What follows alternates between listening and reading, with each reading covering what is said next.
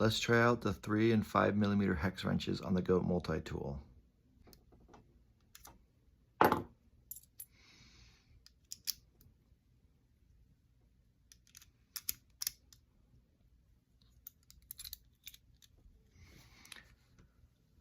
Those are now installed, so you can pick which one you want to use, and it fits in the same slot that the bit driver did.